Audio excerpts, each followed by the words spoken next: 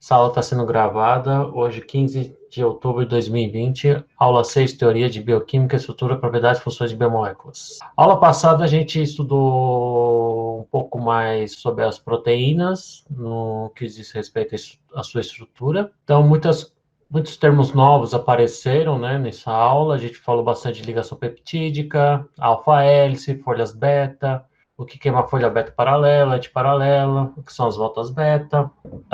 No que diz respeito à estrutura secundária, é importante salientar a importância da ligação de hidrogênio para formar uma alfa-hélice ou folhas beta, ligação de hidrogênio que ocorre entre carbonilas e hidrogênios ligados a nitrogênio. A estrutura terciária e quaternária, onde a gente tem que levar em consideração não só a ligação de hidrogênio, pontos de sulfeto, interações hidrofóbicas, interações íon-íon, etc.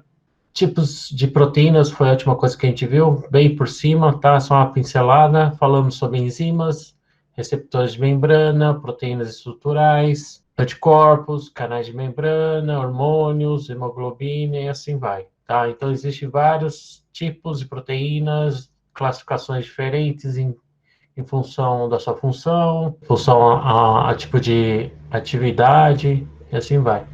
Então, só para reforçar, então, a estrutura primária de proteína descreve a sequência de aminoácidos. A estrutura secundária já está relacionada a certas regiões da proteína que possuem conformações regulares, características, como alfa-hélices e folhas beta. A estrutura terciária já considera o conjunto dessas conformações conhecidas junto com aquelas interações que eu enumerei anteriormente, no slide anterior, né?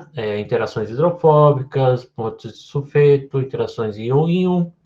E a estrutura quaternária é quando a proteína é composta por duas ou mais subunidades. E cada subunidade é uma estrutura terciária de proteína. E aí, no final da aula passada, falamos sobre os principais tipos de proteínas, né? Então, tem proteínas que auxiliam no transporte, tem proteínas que auxiliam na estrutura, tem proteínas que auxiliam nas transformações, existem proteínas que ajudam a sinalizar o corpo a produzir um certo tipo de resposta, tem proteínas focadas à defesa, proteínas focadas ao controle do balanço ácido-base, proteínas que permitem a troca de materiais entre a região internas e externas, e assim vai. Vimos isso de uma maneira bem rápida na aula passada.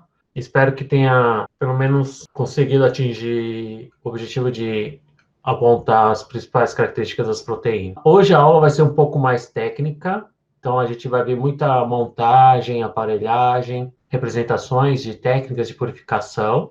Depois a gente vai ver algumas técnicas de sequenciamento, curiosidades de síntese e estrutura tridimensional, tá? De proteínas. Então, todas aquelas proteínas que a gente viu na aula passada, elas, em algum momento, elas tiveram que passar por esses dois processos de purificação ou isolamento, né? Isolar a proteína do resto, e alguma técnica de sequenciamento para eles conseguirem saber a sequência de aminoácidos que compõem a proteína, e também alguma técnica de estrutura de visualização tridimensional dessas proteínas. Então, na aula de hoje, a gente vai destrinchar um pouco essas técnicas aqui. A gente poderia até explorar essa aula no laboratório, né, no laboratório remoto, mas acabei adotando essa aula aqui, reservando essa aula exclusivamente para mostrar essas técnicas. E essas técnicas estão sendo muito utilizadas por grupos de pesquisa que estão dedicados a conhecer um pouco mais a fundo, principalmente o novo coronavírus, as proteínas que compõem o vírus, as funções de cada uma delas, tá? A sequência de aminoácidos de cada uma das proteínas, diferentes proteínas que compõem o coronavírus, envolve técnicas que partiram do conhecimento dessas técnicas de purificação e de sequenciamento. Quais são as técnicas que a gente vai ver hoje? Técnicas de centrifugação, salting out, diálise, cromatografia de geofiltração, troca iônica, afinidade. E depois os processos de eletroforese, abrevia aqui como PEIT. Cada uma dessas técnicas de purificação está atrelado a algum tipo de propriedade das proteínas. A diferença de densidade, solubilidade, tamanho e carga. No caso da centrifugação, por exemplo, o critério de separação dessa técnica é por diferenças de densidade das proteínas. A técnica de salting out consiste numa diferenciação de solubilidade da proteína na solução. A diálise é uma técnica de exclusão de proteínas pequenas em relação a proteínas grandes, então está se baseado na diferença de tamanho. Técnicas de cromatografia, dependendo de técnica, a gente pode usar principalmente para geofiltração tamanho. Troca iônica é tamanho e carga, tá? Eu esqueci, a setinha está errada, tá? Mas era para ser para cá. Afinidade, a cromatografia de afinidade, que a gente vai ver lá na frente, está se baseado numa interação com o reagente que a gente coloca junto com a matriz. E a eletroforese de gel de poliacrilamida está baseado em tamanho e carga.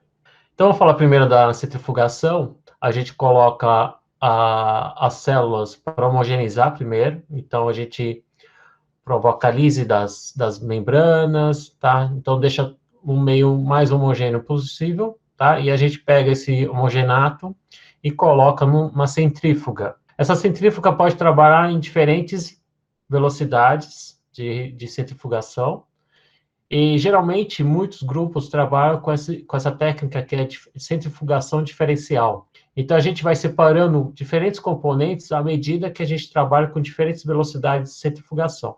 Por exemplo, se a gente pegar o bruto aqui, o homogenato bruto, e centrifugar 1000 Gs, por 10 minutos, a gente já consegue separar aqui no corpo de fundo células que não foram lisadas, núcleos, citoesqueletos, membranas plasmáticas, do resto. Então, se você tem interesse em estudar alguma proteína contida nessa parte aqui, a gente já pode separar esse aqui e estudar isso daqui em separado. A gente pode pegar esse sobrenadante e centrifugar 20.000 Gs agora, uma velocidade considerada média de centrifugação por 20 minutos. E aí, nessa nova centrifugação desse sobrenadante, a gente consegue separar no corpo de fundo organelas de pesos um pouco menores que esses aqui. Então, mitocôndrias, lisossomos, peroxissomos. Lisossomos são espécies de vesículas, né?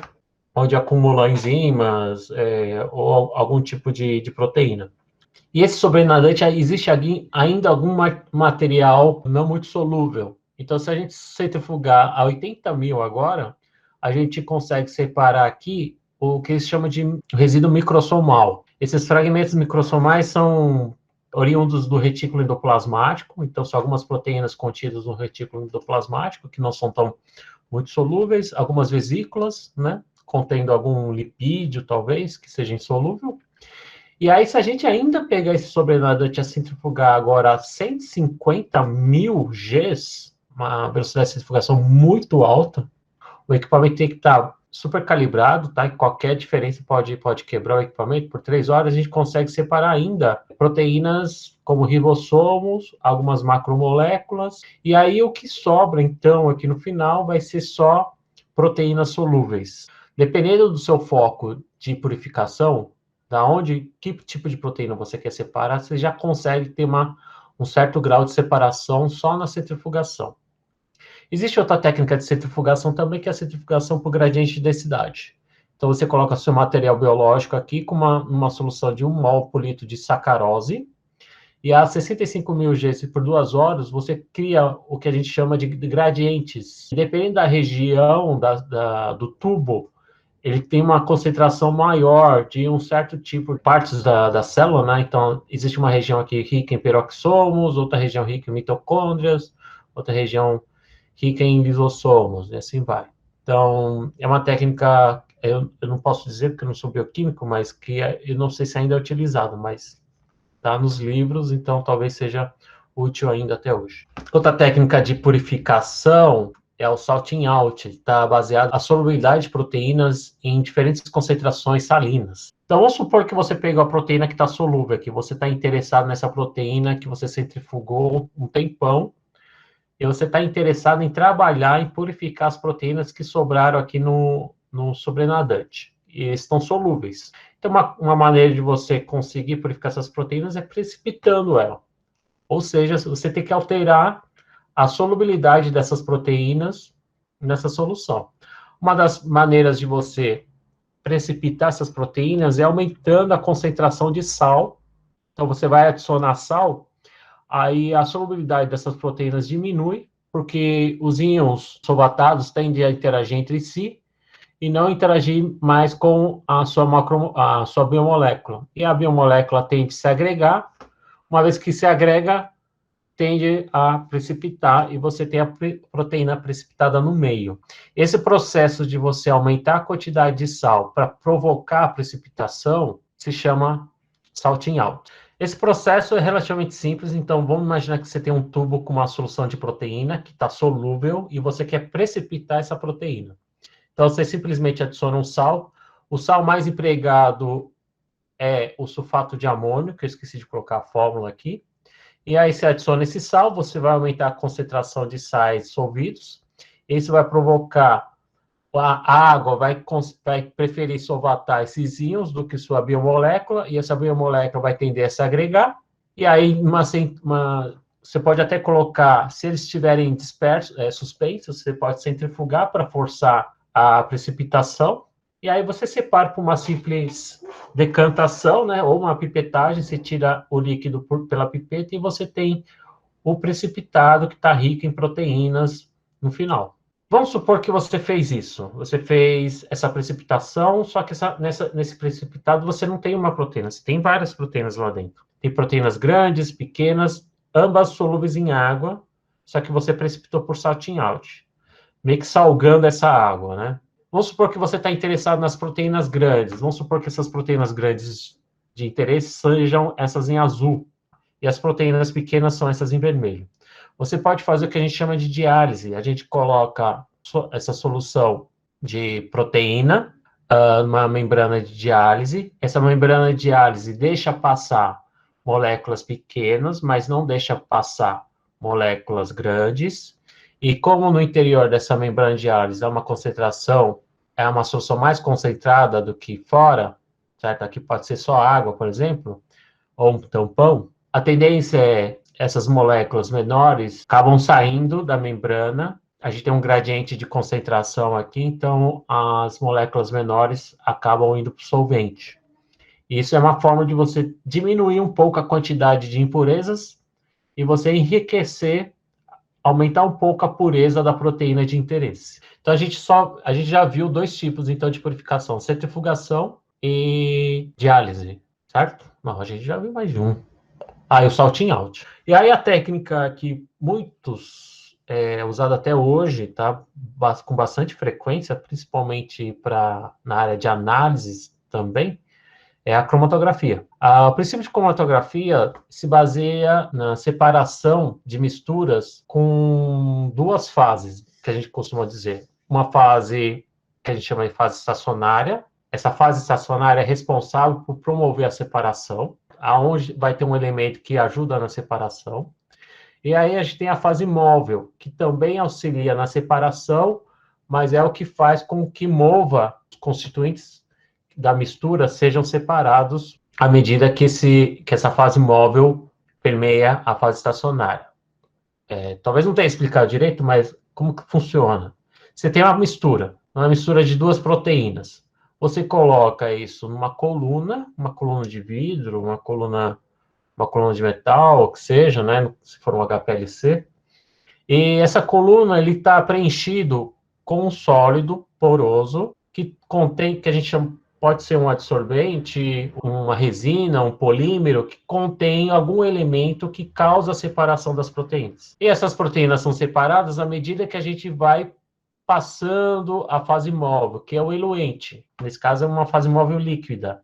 Essa fase móvel líquida arrasta a sua mistura para promover a separação, e à medida que essa torneira está aberta, você vai separando em frações. Então, a gente fraciona essa coleta, tá? Porque a gente precisa fracionar. Olha, se você coletar tudo num becker, você não vai separar as duas proteínas, as duas vão continuar no mesmo recipiente. Então, a gente fraciona para que a gente consiga separar em frascos diferentes ou em regiões diferentes uma proteína da outra. Então, nesse exemplo aqui, nessa ilustração, está separando primeiro a proteína rosa e depois a gente separa a proteína em azul. Tá? Então, a gente tem regiões de frações ricas da proteína rosa e ricas em proteína azul.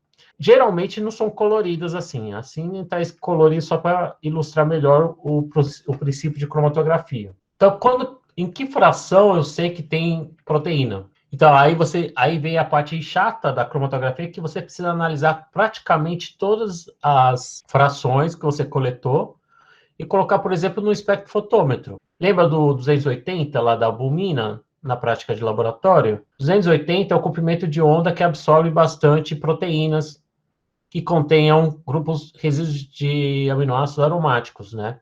Então, vamos supor que você analisa essa fração.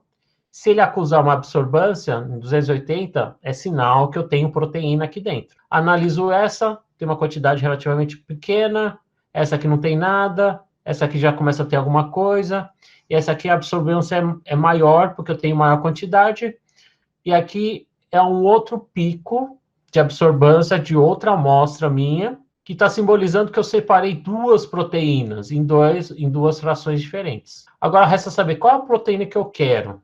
É a azul ou é a vermelha? Aí vem outro ensaio que a gente precisa fazer. Então, por exemplo, se você está isolando uma enzima e você sabe que a enzima catalisa uma determinada transformação de um substrato que você tem, é só você jogar o substrato nessa fração, e ver qual delas contém a enzima que vai catalisar a sua reação. Se o seu substrato catalisar aqui, significa que a enzima está aqui. Se o substrato não catalisar, não for reagido, né, por essa enzima, ela não está aqui, é uma outra proteína que provavelmente não é do seu interesse. Então a gente separa a mistura de proteínas e depois a gente detecta em qual fração tem as proteínas, que está rica em proteínas. Mas isso não significa que você separou uma proteína de outra proteína. Pode ser um conjunto de proteínas parecidas ou não. A gente vai ver isso mais para frente. Quais são os tipos de cromatografia? Existe uma infinidade de técnicas cromatográficas, de N maneiras diferentes de fazer cromatografia. Eu peguei 3, que são as principais, porque são as mais utilizadas para separar, purificar proteínas, que é a troca iônica, que está baseada na carga das proteínas, carga de rede das proteínas. Tem a cromatografia de filtração em gel, que está baseada no tamanho. E tem a cromatografia de afinidade, que a separação ocorre entre formações de interações, que podem ser ligações entre a resina, né, a matriz da coluna, e as proteínas-alvo. Só que esse aqui é a mais seletiva, mas também é uma das mais caras, tá? Porque dependendo do que você está purificando, o que tiver na matriz pode ser uma coisa muito cara que você tenha que fazer, ou seja muito delicado. Para eu não ficar só falando sozinho aqui nessa aula, eu vou pedir para vocês colocarem aí no chat o seguinte. Eu vou explicar o que está aqui representado nessa figura, e aí vocês vão me falar no chat se é uma troca iônica, filtração em gel ou afinidade. Essa cromatografia aqui, vamos tentar entender o que está acontecendo. Ó, vamos supor que você tem no Becker uma mistura de proteínas. Aqui ele só colocou 3, tá? Um azul, um triângulo e essa meia-lua aqui. E você joga aqui na coluna. Essa coluna contém uma matriz, que ele fala, né? Que é um polímero que contém um ligante específico para a proteína de interesse, que é esses pretinhos aqui. Esses pretinhos, à medida que essa proteína vai escorrendo pela coluna através da fase móvel, essa fase móvel vai arrastar sua mistura, vai percorrer a coluna, e à medida que ele vai percorrendo, uma das proteínas aqui, que é a meia-lua, acaba se ligando a essa matriz aqui, que é uma matriz polimérica, contendo um ligante específico. E aí, o que a gente está conseguindo fazer? A gente está conseguindo separar as proteínas azul e amarela da vermelha. Uma vez que você conseguiu reter uma das proteínas, você joga uma solução rica do ligante, que é específico para essa proteína vermelha, para que essa proteína vermelha vá aderir preferencialmente com essa solução, que vai estar com uma quantidade maior do ligante, então por isso que ele vai ser arrastado, e aí você vai separar essas duas proteínas dessas daqui. Então você conseguiu isolar, purificar a proteína de interesse. Só que você vai ter uma tarefa a mais aqui, que você vai ter que remover ele do ligante, né? Mas isso aí é outra história. Então, que tipo de cromatografia é essa daqui? É troca iônica, filtração em gel ou afinidade, pessoal? Isso, tá? Afinidade, ok? Então, esse é um tipo de cromatografia por afinidade, é um tipo de cromatografia mais cara, porque esse polímero contendo o ligante geralmente é caro, ou você vai precisar fazer. Então, vai demandar tempo e dinheiro para fazer isso aqui. Então, é uma cromatografia por afinidade. Agora, isso aqui, pessoal. A gente tem agora uma mistura de proteínas de novo, todas elas do mesmo formato, bolinhas, mas são de cores diferentes. E o que são essas cores diferentes? Então, ele sabe que aqui no meio tem proteínas que têm uma carga de rede positiva, né? Então, tem uma carga. A proteína em si tem um balanço de carga bem positiva, que são esses em vermelho. Tem algumas proteínas que têm um balanço de carga positiva. Tem proteínas que têm um balanço de carga negativa. E tem proteínas que têm balanço de carga bem negativa, que são esses em azul escuro. E a sua resina, que é o elemento filtrante, né, o que vai separar, tentar separar essa mistura sua, ela é composta por polímeros, bolinhas aqui, essas resinas, e a superfície desse polímero, ele contém grupos funcionais carregados negativamente. Grupos funcionais carregados negativamente. E aí, o que vai acontecer então? À medida que você empurra essa mistura para percorrer essa coluna, as proteínas de carga bastante positiva, com balanço de carga bem positiva, vão ficar retidos bem no começo, certo? Por quê? Por interações provavelmente eletrostáticas, né? Já que o polímero é bem negativo e proteínas, a gente tem proteínas dos dois tipos, as mais positivas vão ficar mais retidas, as menos positivas vai ter uma disputa entre ficar no polímero e percorrer a coluna, e as negativas vão passar quase não vai interagir com o polímero. E aí a gente vai conseguir separar aqui, então, as muito negativas, das pouco positivas e das muito positivas. Então, é um tipo de cromatografia baseada em quê, pessoal? Que eu já coloquei aqui. Bem, a afinidade já foi, né? Não conta mais. Então, ou é filtração em gel ou troca iônica. Isso, a Daílson, André, Cleiton colocaram iônica, é isso mesmo, tá? Então, é uma resina de troca iônica. Resinas de troca iônica existe também em sistemas de purificação de água, tá, pessoal? Então, ajuda a remover, por exemplo, quando tem muito cloro, né? Então, não serve só para purificar proteínas, serve para purificar, para retirar sais de água também, tá? É o mesmo princípio, tá? Não vou dizer que é o mesmo polímero. Mas aqui, então, existem proteínas. Por que proteínas podem ser positivas ou negativas? Porque existem proteínas que têm grupos laterais carregados. Lembra da aula de aminoácidos? Então, a gente tem aminoácidos que têm uma carga positiva, tem aminoácidos que têm cargas negativas, tem aminoácidos que são polares, apolares. Então, a gente tem de tudo quanto é tipo. Proteínas que têm carga positiva são aquelas que têm muitos resíduos básicos, né? E proteínas com bastante carga negativa são aquelas que têm muitos resíduos ácidos, porque em solução fisiológica, fica desprotonado, tá? Esse último aqui, não preciso ficar testando vocês, né? É o que sobrou, filtração em gel. Se baseia basicamente na separação por tamanho. Então, agora a gente tem uma mistura de proteínas de tamanhos diferentes. A gente tem a bolinha grande, a bolinha média, a bolinha pequena. Então, vamos imaginar que são 3 proteínas diferentes, diferentes tamanhos.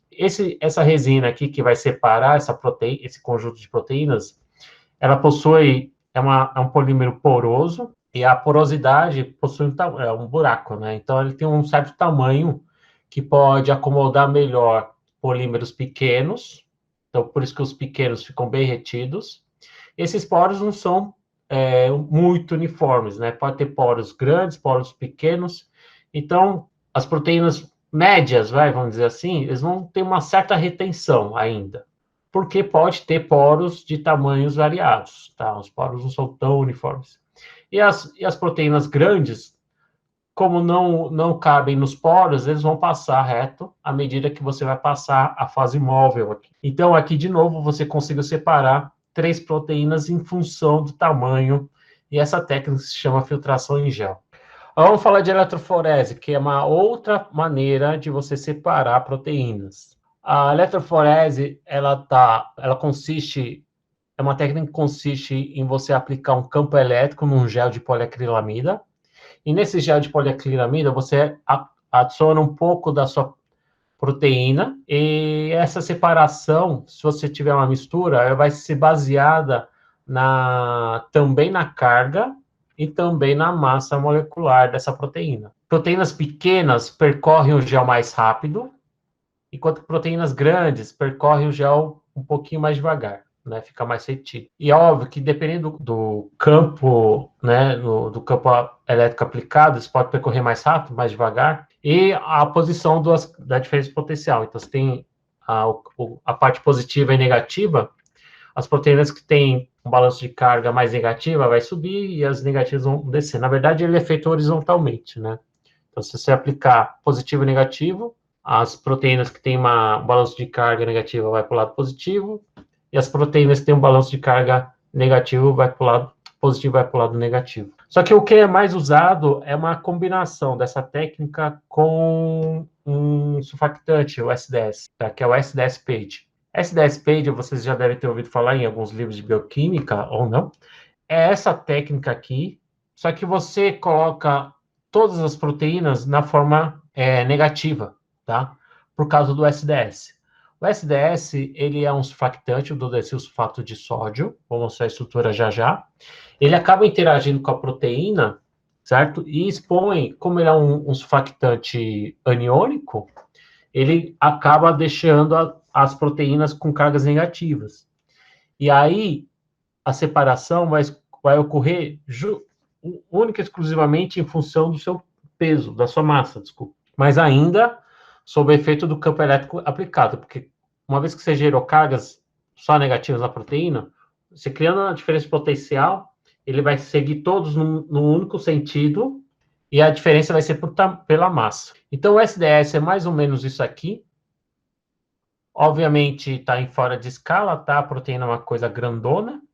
E aqui é só uma parte da proteína mostrando como que esse SDS expõe as cargas positivas. Então, como o ambiente é fisiológico, a gente tem a parte apolar interagindo com a proteína e a parte polar exposta para a solução, para a água. Então, você transforma a sua proteína, todas as proteínas que estiverem lá na mistura, carregadas negativamente, e aí depois você aplica nesse esqueminha aqui, que se parece isso aqui, não sei, parece um aquário, dois aquários, um em cima do outro, e aqui você põe, nesses pocinhos amarelos, você coloca as suas amostras, todas elas já tratadas com SDS.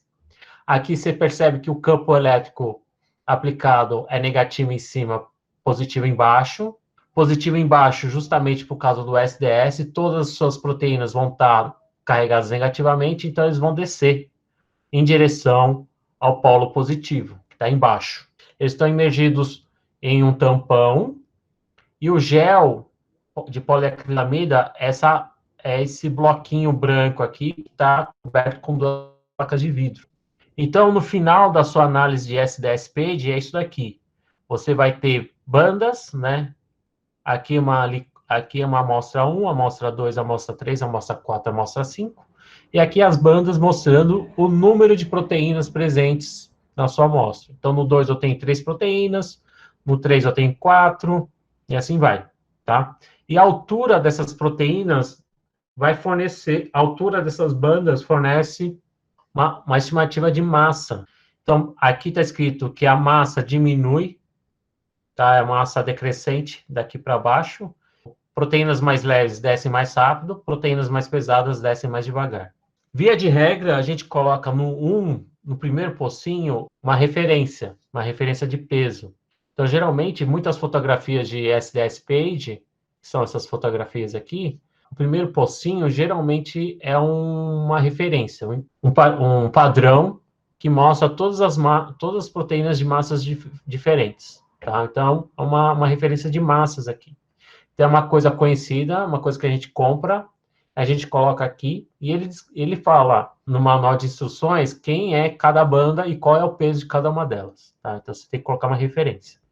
E aí, nas outras amostras, você coloca com uma pipeta com a micropipeta, e aí você liga o aparelhinho e aí espera correr essas proteínas. E aí você tem esse tipo de corrida, né, de SDS page. Então aqui são amostras, aqui são provavelmente são amostras brutas, né? Aqui já são amostras que estão sendo purificadas, não estão 100% puras. Proteína 100% pura é muito difícil de obter, tá? Então você precisa purificar de várias maneiras diferentes até chegar numa proteína pura. Essa aqui está bem com a quantidade boa dessa daqui, tá? A intensidade está muito relacionada também à quantidade. Só que tem umas impurezinhas aqui, aqui e aqui, tá? Não está pura. Essa aqui já está menos impura que essas duas, né? Então provavelmente passou por um processo de purificação. 1, 2, 3, 4, 5. Tem algumas impurezinhas, mas já está começando a ficar mais enriquecido, e esse aqui está quase enriquecido. E esse aqui também está com bastante desses dois aqui de cima. Então, o primeiro postinho, geralmente, a gente joga uma referência. Então, isso aqui é uma coisa... Por isso que, nessas fotografias, a primeira sempre está mais intensa, porque é onde a gente tem os padrões de peso de algumas proteínas. Então, vem um kit que você coloca aqui, e nesse kit já contém essas proteínas todas lá dentro. E que ele vai falar que vai separar mais ou menos desse jeito, e cada uma dessas bandas pesam isso tudo. E vamos supor que esse dois aqui é a sua amostra.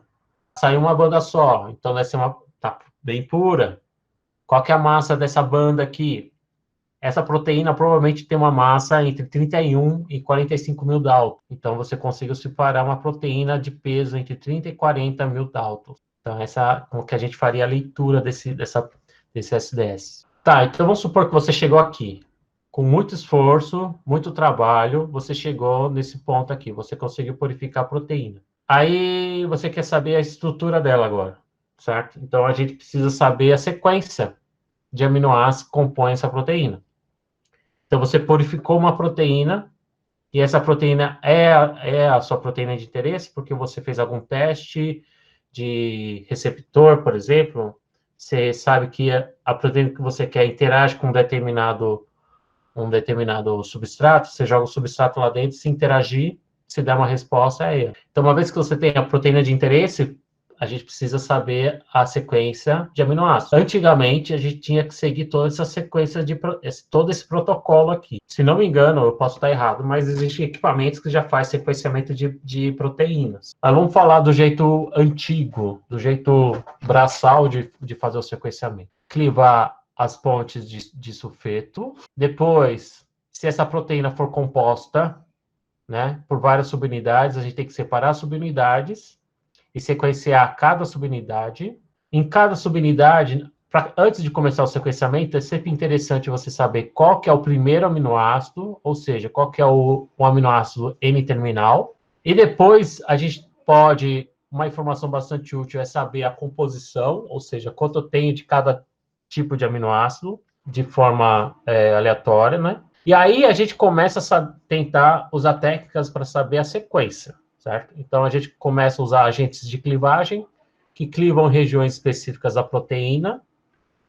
Então a gente fragmenta essa proteína em pedaços, e cada pedaço a gente descobre a sequência desses pedaços.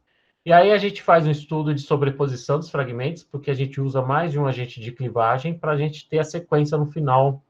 E aí sim a gente ter a sequência dessa proteína. Quando a proteína é muito gigante, eu vou mostrar para vocês como é que a gente faz quando a proteína é muito grande.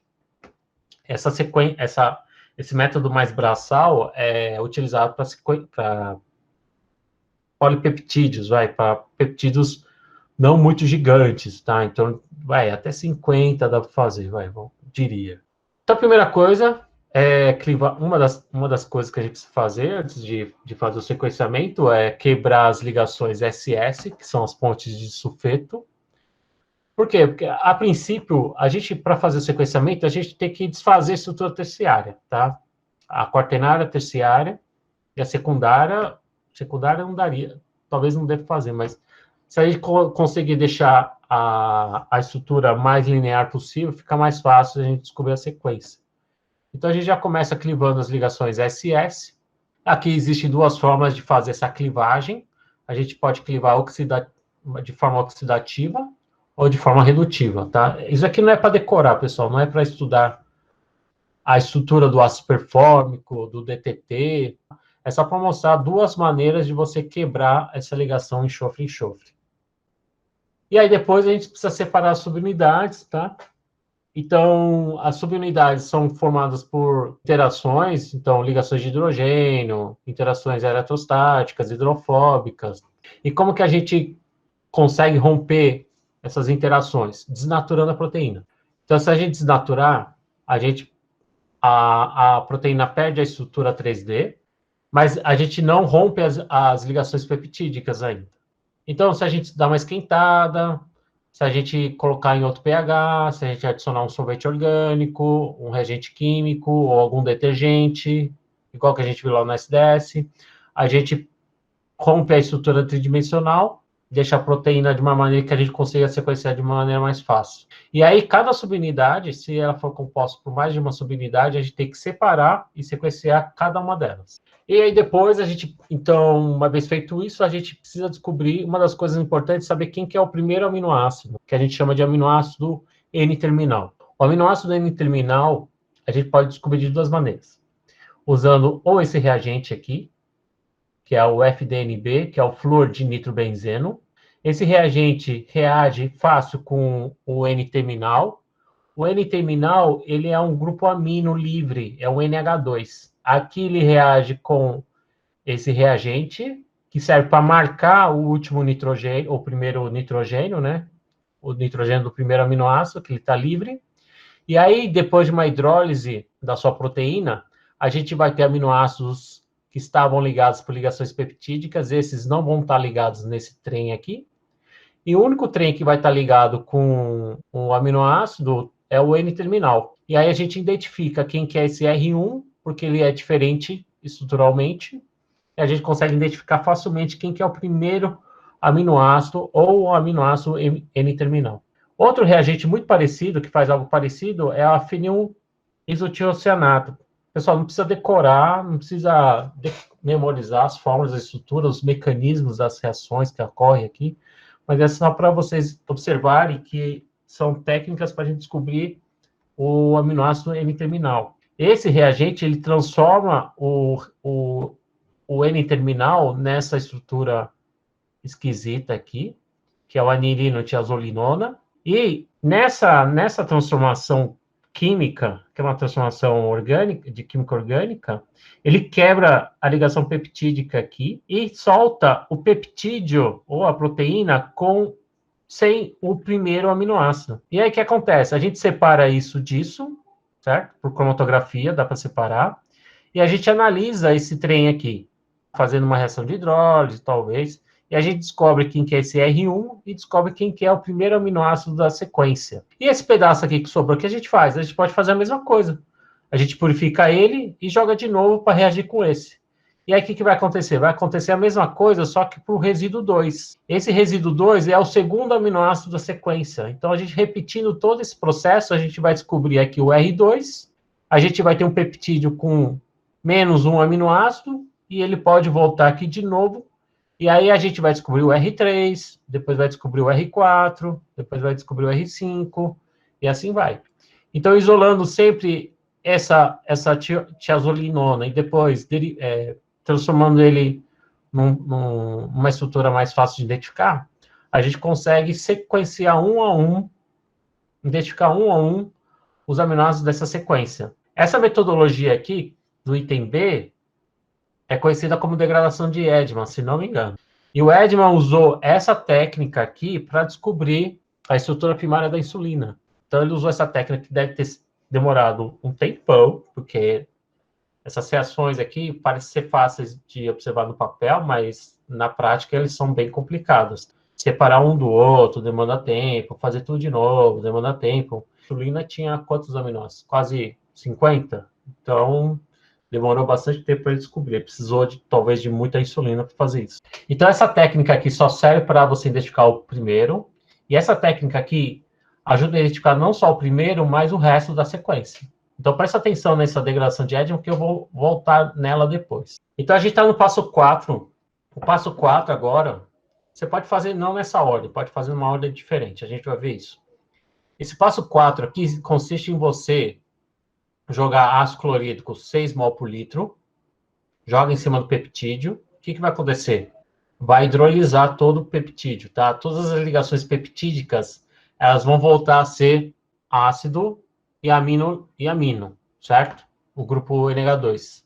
Então, a gente vai ter aminoácidos livres, porque eu quebrei todas as ligações peptídicas usando essa condição de reação, 6 mol por litro em ácido clorídrico e esquentando e aquecimento.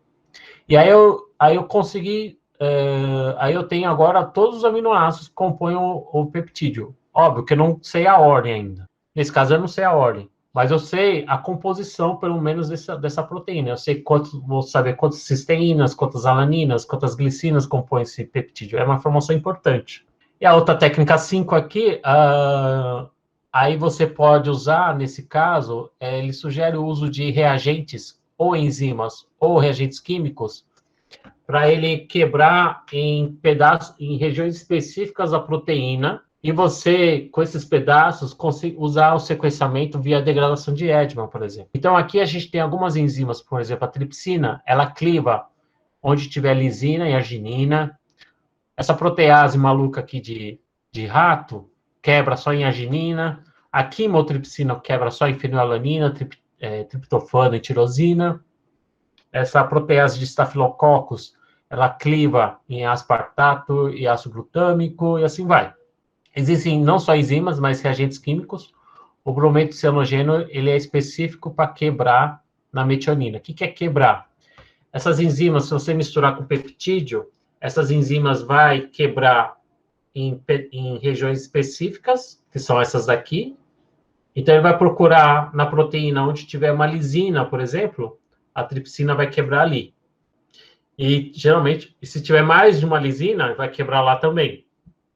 E aí você já quebrou em 2 pedaços essa proteína. Então, como que funciona tudo isso que eu falei na prática, pessoal? Então, aqui está mais ou menos um fluxograma de tudo, desse protocolo de sequenciamento. Uma coisa que não é, vocês vão perceber que não é tão trivial assim, sequenciar uma proteína. Então, vamos supor que esse é o peptídeo que você quer sequenciar, tá? Ele até chama de peptídeo porque proteínas é outro esquema, pessoal. Então, quando você tem um polipeptídeo, vai 30, 50 aminoácidos, passa. Então, a primeira coisa que ele fez aqui, ele não seguiu aquela sequência que eu coloquei aqui. A primeira coisa que ele fez é hidrolisar. Então, ele usou isso aqui primeiro, protocolo 4. Hidrolisou, separou os aminoácidos, dá para separar facilmente e dá para identificar rapidamente também. Então, dá para quantificar quantos aminoácidos compõem esse peptídeo. Então, cada letra aqui é um aminoácido, ele está usando a nomenclatura de letras, tá, pessoal? Então, tem 5 de ala, 2 de cisteína, se não me engano, e assim vai. E aí ele conta aqui tudo, ele conclui inicialmente que o peptídeo dele tem 38 resíduos de aminoácidos. E aí depois, o que ele faz? Ele reage com FDNB. FDNB era aquele reagente para saber quem que era o amino terminal. Hidrolisou, separou os aminoácidos do composto que tem o FDNB e descobriu que o composto que está ligado ao FDNB é o glutamato. O que isso significa? Significa que o primeiro aminoácido da sequência é o GLU, certo? O GLU do glutamato aqui. E o GLU, na nomenclatura de letras, é o E maiúsculo. Então, o primeiro resíduo de aminoácido da sequência, o primeiro aminoácido é o E. Então, já tem essas duas informações, 38 aminoácidos, eu tenho essa composição, e eu tenho o E como primeiro. E aí, depois ele pega essa proteína, precisa de bastante proteína para fazer tudo isso. Reduz a ponte de sulfeto, para facilitar a clivagem, ele joga a tripsina. Jogou isso aqui. Esse agente de clivagem vai digerir essa proteína e vai quebrar em vários pedaços. No caso aqui, ele quebrou em 4 pedaços. Ele chama de T1, T2, T3, T4. E aí, o que ele faz com cada pedaço? Ele determina a sequência fazendo aquela degradação de Edman. Então, no pedaço 1, a sequência é G, A, S, MA, M, A, L, I, K. A sequência 2, E, G, A, dararara. Sequência 3, essa daqui. E a sequência 4, esse daqui. E aí, depois ele faz o mesmo ensaio, só que em vez de usar a tripsina, ele usa o brometo de cianogênio. O brometo de cianogênio, ele quebra apenas na metionina. A gente tinha 2 metioninas, Aí acabou gerando 3 pedaços, tá?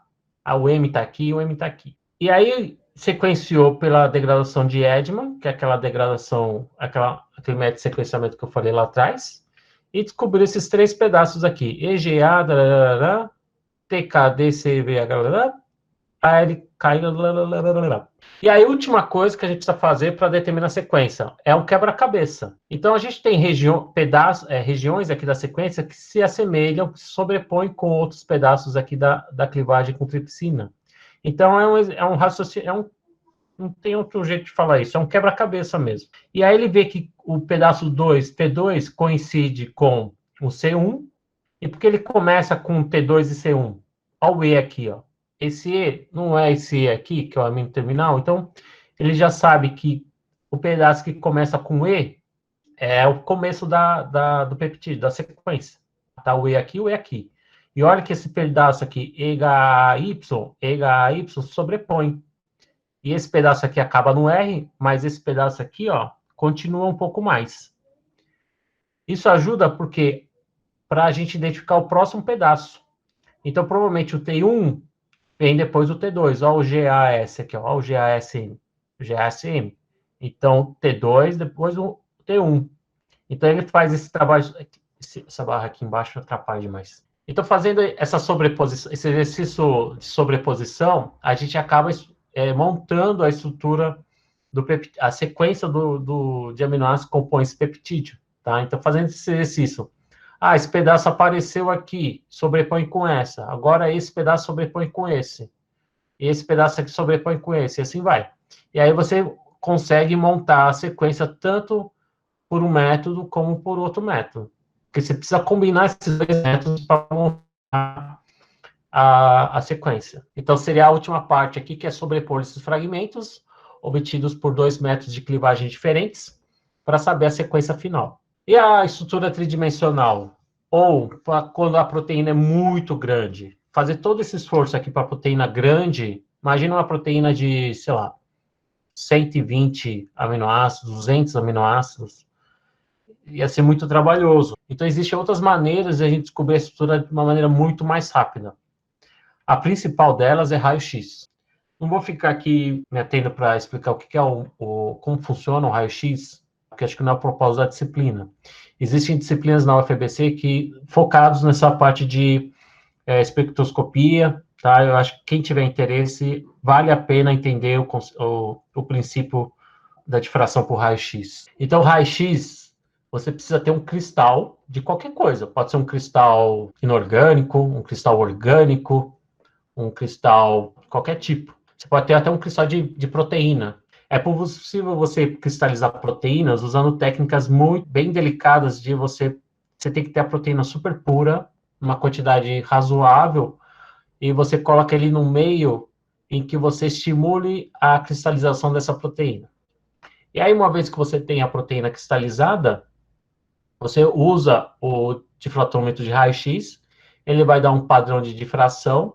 Esse padrão de difração é algo que você usa para você montar a densidade de mapa eletrônica, e aí você consegue identificar, a partir disso, depois disso, onde estão os oxigênios, onde estão os nitrogênios, onde estão os carbonos, e aí no final você tem a estrutura já praticamente inferida da sua proteína. Então, o raio-x permite você, a partir do cristal da sua proteína, chegar direto nas sequências de aminoácidos e a estrutura tridimensional da sua proteína. Existe outra técnica também, que é a técnica de ressonância magnética nuclear, mas se não me engano, eu não estudei muito essa parte, pessoal, mas para ressonância magnética nuclear, talvez você consiga saber a sequência, mas se você tiver a sequência de antemão, fica mais fácil de você descobrir, por exemplo, a estrutura terciária, tá, da proteína, como que as alfa-hélices, as folhas beta estão dispostas, e por ressonância dá para fazer isso hoje em dia. É bem complexo,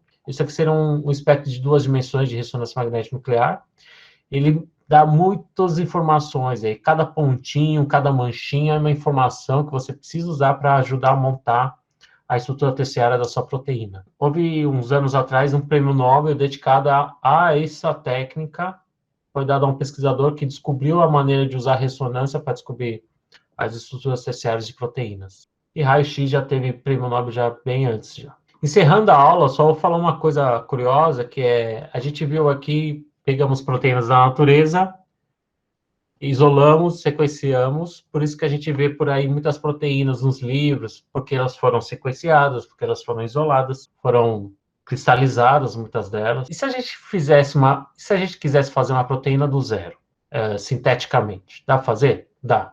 Dá para fazer por engenharia genética, ou até mesmo, falando a grosso modo, dá para fazer isso num Erlenmeyer, vamos dizer assim, ou num balão. Por engenharia genética, a gente precisa, então, tecnologias de DNA recombinante, então a gente precisa ter aquelas ferramentas de você conseguir pegar o gene que expressa a proteína que você quer, colocar ela numa bactéria, numa Escherichia coli, expressar, colocar ela no plasmídio, colocar o plasmídio dentro da bactéria, e a bactéria expressar essa proteína, expressar em grande quantidade, você vai ter uma maçaroca de coisas, purifica essa proteína, tá? E aí sim, você sintetizou essa proteína. Se a proteína for pequena, um peptídeo, por exemplo, dá para recorrer a técnicas de síntese orgânica, que é basicamente você pegar reagentes químicos e ficar misturando, tá? Então, você pode colocar cada aminoácido para construir esse peptídeo seu de interesse, tá? Existem pesquisas, grupos de pesquisas na UFBC que trabalham dessa maneira de síntese de peptídeos, tá? E tem grupos também, se não me engano, que trabalham na síntese de proteínas via expressão gênica. Pessoal, era isso que eu precisava falar hoje. A aula foi muito blá blá blá. Espero que não tenha sido muito maçante. Dúvidas? Não, obrigado.